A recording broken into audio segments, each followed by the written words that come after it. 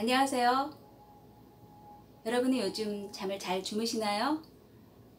저는 새벽에 여러 번 깨는 날들이 있는데 그렇게 깨는 날은 그 다음날 운동을 해도 좀 어렵더라고요. 그래서 베르나르 베르베르의 잠이라는 작품을 다시 꺼내 읽어보았습니다. 읽다 보니 주인공 자크처럼 저도 모르게 꿈을 꾸고자 하는 제 모습이 보이더라고요. 지금 읽어드릴 부분은 주인공 자크가 어머니를 찾아 방문하게 되는 세노이족에 관한 내용입니다. 그 전에 먼저 저자 베르나르 베르베르에 관해서 짧게 소개해 드릴게요. 베르베르는 7살 때부터 단편소설을 쓰기 시작한 타고난 글쟁이다. 1961년 프랑스 툴루즈에서 태어나 법학을 전공하고 국립언론학교에서 저널리즘을 공부했다. 저널리스트로 활동하면서 과학 잡지에 개미에 관한 평론을 발표해 오다가 드디어 1991년 120차례 개작을 걸친 개미를 출간, 전 세계 독자들을 사로잡으며 단숨에 주목받는 프랑스의 천재 작가로 떠올랐다. 2016년 조사에 따르면 그는 한국에서 지난 10년간 가장 사랑받은 소설가이다.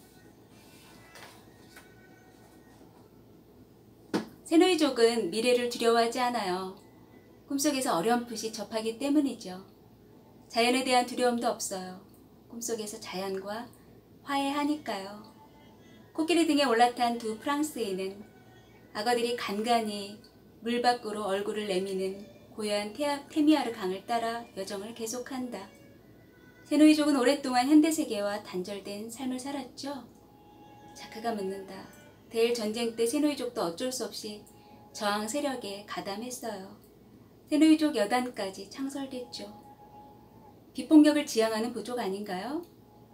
일본군과의 접촉으로 이 세계의 현실을 어느 정도 지각하게 됐을 거예요.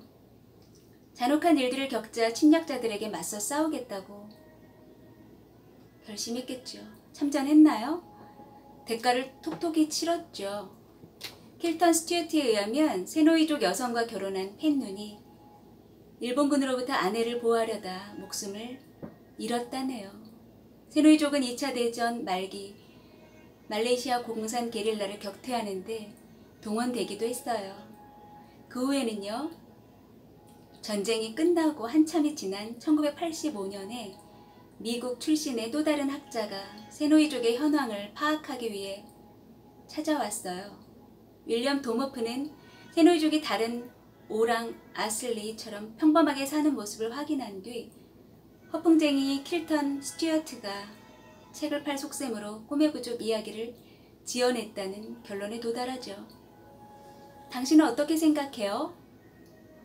스튜어트가 제시하는 상세하고 정확한 묘사를 보면 단순히 책을 팔기 위해 허언을 했다고 보긴 어려워요. 내 생각은 갑자기 눈이 감기며 사라스의 상반신이 앞으로 꺾인다. 등자 덕분에 간신히 떨어지지 않고 코끼리 등에 붙어있다. 그들을 태운 코끼리들은 강 줄기를 따라 쉬지 않고 느릿느릿 걸음을 옮긴다. 주위에는 온통 강물을 관계수로 끌어다 쓰는 종려나무 재배지뿐이다. 자크는 대화를 계속하기 위해 조용히 프랑키가 깨어나기를 기다린다. 그가 10분이 지나 눈을 뜨더니 아무 일도 없었다는 듯 말을 이어나간다. 참, 근방에 대규모 농장이 하나 있어요. 가면 정보를 좀 얻을 수 있을 거예요. 일꾼들이 트랙터를 몰고 일을 하고 있다. 이들을 감독 중인 서양인 농업 엔지니어의 모습이 눈에 들어온다. 자크와 프랑키가 다가가 영어로 말을 붙이자 남자가 얘기를 들려준다. 작년까지 여기서 오랑 아슬리 유목민들이 살다가 자기들 땅으로 쫓겨나갔어요. 물론 바리케이트를 치면서 저항을 했죠. 하지만 목재 기업들이 고용한 사내들이 밤에 들이닥치니까 깊은 밀림으로 밀려날 수밖에 없었어요. 벌목꾼들이 숲을 다 베어내면 우리가 그 자리에 다시 나무를 심었죠. 세노이족의 문제를 단순한 개발 문제로 인식하는 남자의 말에서는 감정이 느껴지지 않는다. 엔지니어는 길을 잃은 관광객에게 거리 이름을 알려주듯 무심한 표정으로 질문에 답했다. 오랑 아슬리가 어느 방향으로 갔죠? 자크가 묻는다. 동쪽으로 떠났어요. 삼림이 아직 남아있는 곳은 거기뿐이죠. 삼림 파괴가 가장 극심하게 일어나는 나라가 말레이시아인 줄은 알았지만 이렇게 급속도로 진행되는 줄은 몰랐네요. 프랑키가 끝없이 뻗어나가는 종려나무 숲을 바라보며 한숨을 짓는다. 그들의 머리 위를 나는 비행기가 나무들을 향해 살충제를 분사해야 된다. 공식적으로 말레이시아 숲이 세계에서 가장 오래됐어요. 4,500만 년밖에 안 된 아마존 밀림에 비해 여기 나무들은 1억 3,500만 년이나 됐죠. 공식적인 것과 실제적인 것은 차이가 있나 보네요. 여전히 밀림의 흔적조차 보이지 않자 자크가 비아냥거리듯 말을 한다. 당신이 말하는 숲은 이미 이쑤시개나 티슈가 된 게 분명해요. 이제는 여기서 슈퍼에서 팔리는 과자와 조리식품을 만드는 식용기에 쓰일 작물만 재배되고 있는 것 같은데요. 기분이 상한 프랑키가 금세 응수한다. 삼림 보호단체들이 숲의 파괴를 막기 위해 애를 썼지만 역부족이었어요. 정치인들과 벌목 회사들이 긴밀하게 유착되어 있기 때문이죠. 메이드 인 말레이시아 종려의와 공회의 품질을 찬양하고 국제회의에 나가 자연과 원주민들을 보호하고 있다고 거짓 선전을 하는 궤변 단체들에 말레이시아 정부가 돈을 대고 있어요. 두 친구는 다시 코끼리 등에 오른다. 갈수록 널찍하게 닦인 길에 설치된 광고판이 그들의 눈길을 사로잡는다. TV와 자동차가 상징하는 현대적인 삶을 즐기는 행복한 표정의 말레이시아인들이 광고를 가득 메우고 있다.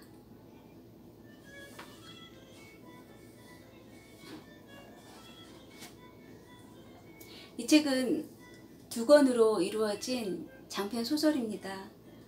다음에 낭독해 드릴 부분은요. 몇 년 전에 다녀왔던 파리의 모습들이 생생하게 기억되는 장면이어서 저는 읽는 내내 감동이었습니다. 길지는 않지만 주인공 자크의 아들인 이카르가 엄마와 함께 가게 된 파리의 모습, 몽마르트의 모습을 묘사하는 대목입니다. 엄마의 손을 잡고 몽마르트 구경에 나선 이카르는 사크레케르 대성당과 포도밭, 테르트르 광장, 파리 중심에 위치한 이곳의 거리들을 둘러본다. 그는 새로운 풍경과 마주칠 때마다 그림 작품을 묘사하듯 엄마에게 상세히 설명해 준다.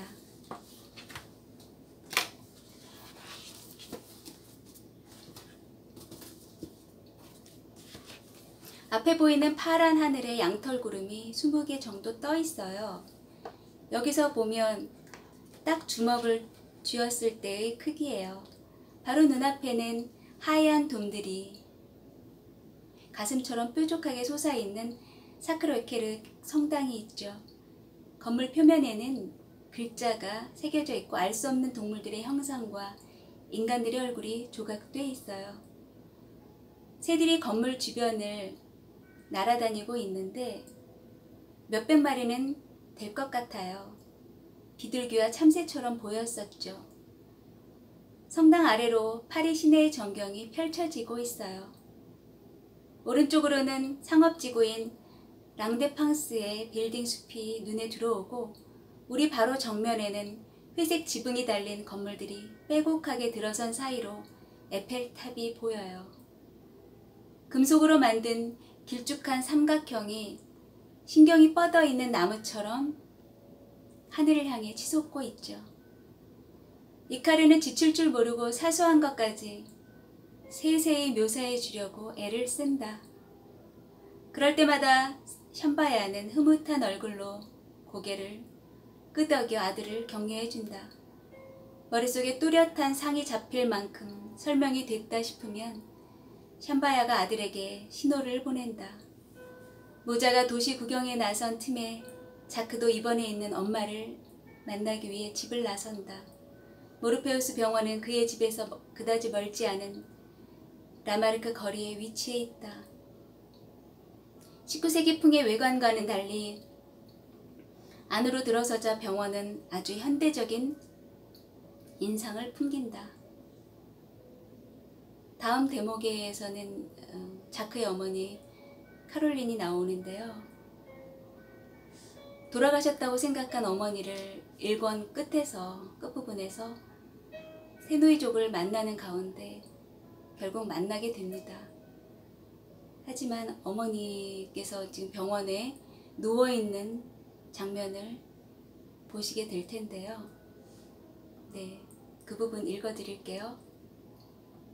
자크는 약속대로 자코메티가 각별한 관심을 가지고 카롤린 클라인의 상태를 지켜보고 있다는 느낌을 받는다. 그녀는 15도 이하로 실내 온도가 낮게 유지되는 어두운 방에 누워있다. 병실에 설치된 갖가지 장비들이 있는 듯 없는 듯 조용히 작동되고 있다. 카롤린은 영원히 잠에 빠진 사람처럼 미동도 없다.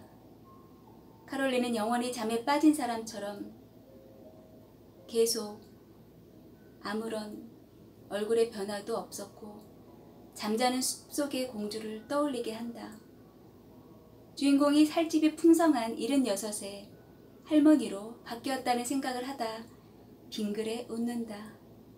자코메티가 병실로 들어오더니 자신의 사무실로 가서 얘기를 나누자며 자크를 안내한다.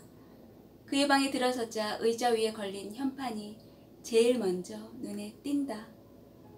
모르페우스 클리닉이라는 이름과 함께 잠이 최고의 명약이다 라는 병원의 모토가 적혀있다. 병원 로고로 사용되는 그리스 신의 이미지를 바라보던 자크가 침묵을 깨고 묻는다. 신화의 내용이 정확히 뭐죠? 모르페우스는 그리스 신화에 나오는 신이었지. 날개에 깃털이 달린 다른 신들과 달리 나비 날개가 달려있어 소리 없이 가볍게 날 수 있었네. 손으로 고대 그리스에 흔히 수면제로 사용됐던 양귀비 씨를 나눠 주었지. 모르페우스가 양귀비 씨앗을 사람들에게 뿌려 잠을 재웠단 말인가요? 그 때문에 훗날 모르페우스를 모래 장수라고 부르는 곳도 있었어. 한쪽 손에 들고 있는 거울은 어떤 의미죠? 거울을 통해 자신의 꿈을 잠자는 사람에게 준다는 의미야. 그는 수시로 소중한 사람의 모습을 하고 인간들 앞에 등장했지. 가끔은 잠든 사람과 똑같은 모습으로 나타나기도 했었어. 조금 더 나이 든 모습으로도 나타났겠죠? 자크가 독백을 하듯 중얼거린다. 이름이 말해주듯이 모르페우스는 자유자재로 형체를 바꿀 수 있네. 같은 어근을 가진 단어로 형태학, 무형태, 다형태 같은 게 있지. 모르페우스는 잠의 신인가요? 아니, 꿈의 신이야. 어머니인 밤의 여신 닉스와 아버지인 잠의 신 히프노스 사이에서 태어났지. 의미심장하네요. 히프노스의 쌍둥이 형제가 죽음의 신인 타나토스라는 사실은 더 의미심장해. 그리스인들은 잠과 죽음이 한 가족이라고 여긴 거네요. 적어도 긴밀한 연관은 있다고 생각했지. 나 역시 누군가를 수면 5단계 이상으로 보내려면 어느 정도 죽게 만들지 않으면 안 된다는 결론에 도달했어. 어느 정도 죽는다니요? 역설 수면 때보다 심장 박동이 더 느려지고 체온도 더 낮아져야 한다는 의미야. 마비 단계를 넘어서 일종의 가사 상태가 된다는 말이지. 자코메티가 야릇한 표정을 지으며 설명을 계속한다. 아킬레시한테 했던 실험의 내용도 저는 기억하고 있어요. 그는 인간으로서는 무척이나 아래까지 내려갔지만 끝까지 가진 못했어. 동물 중에는 심장박동이 아주 느려지고 체온도 무척 낮아진 강직 상태에서 몸을 유지할 수 있는 동물도 있지. 동면을 말씀하시는 건가요? 그렇지. 마르모트와 고슴도치, 도마뱀, 거북, 햄스터. 들쥐는 생리적 기능을 아주 최소한으로 유지하면서 겨울잠을 자다가 봄에 잠이 깨도 뇌와 생체 기능이 멀쩡해. 이런 상태에서 다시 정상적인 신진대사가 이루어지지. 인간 동면을 시도할 생각이신 건가요? 자크가 넘겨짚는다. 수면 6단계에 도달하기 위해선 그 방법밖에 없네. 하지만 성공하기 위해 넘어야 할 장애물이 많이 있어. 동면에는 일단 저체온이 필수지. 그렇지 않아도 엄마 몸이 차고해져 있다고 느꼈어요. 맞네. 핵심 장기들을 보존하기 위해 카롤린을 인위적인 저체온 상태로 만들어놨어. 정상 체온보다 7도 낮은 30도로 유지하고 있어. 그녀 나름의 동면에 들어가 있는 셈이지. 호흡과 맥박도 느린 상태야. 뇌에 혈전이 생기지 않게 혈전 방지제도 주사했다네. 그러다가 타나토스 신의 손을 잡을 수도 있지 않을까요? 월트 디즈니 같은 사람들한테 인체 냉동 보존술을 실시했지만 현재까지는 소생한 사람이 아무도 없다고 의대 강의 시간에 들은 적이 있어요. 에리크 자코메티가 자신의 큰 의자의 몸을 깊숙이 파묻으며 말한다. 수면 5단계와 6단계를 세분화하면서 역설 수면에 들어간 정상적인 인간은 5.4단계에 있다고 말할 수 있네. 아킬레시는 5.5단계까지 갔다가 잘못됐을 거야. 고양이는 5.6단계, 마르모트는 5.7단계까지 갈 수 있어. 엄마는요? 내 생각에 카롤린은 5.8단계에 있지 않나 싶네. 자크가 그토록 궁금해하던 수면 6단계의 문턱에서 꼼짝 못하게 된 셈이군요. 바로 가까이에 죽음이라는 장애물이 버티고 있지. 6단계는 잠과 죽음 사이에 있는 묘한 지점에 위치해 있거든. 내가 보기엔 잠보다 차라리 죽음에 더 가까워. 히프노스보다는 타나토스와 더 가깝다는 얘기지. 그 말씀은 맥박은 더 느려지고 체온은 더 낮아지면 두뇌 활동은 더 활발해진다는 그런 뜻인가요? 그렇지. 자네 어머니는 그렇게 추정했어. 수면 6단계가 역설 수면보다 한층 더 역설적인 수면일 거라고 말했어. 자크가 방안을 한 번 더 꼼꼼히 들여다보고 나서 작정한 듯 묻는다. 제가 여기서 일해도 될까요? 박사님과 함께? 내가 10수년 전에 이미 제안하지 않았나. 우리가 뜻을 같이 할 수 있다는 생각은 그때나 지금이나 변함이 없어. 우리 둘에게는 카롤린을 사랑하고 새로운 세계를 발견할 수 있는 희망이 그녀에게 있다고 믿는다는 공통점까지 있지.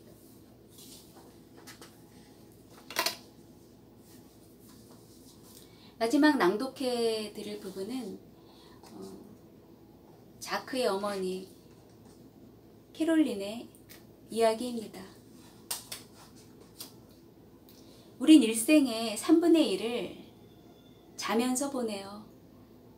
3분의 1이나 게다가 10분의 1은 꿈을 꾸면서 보내죠. 하지만 사람들 대부분은 관심이 없어요.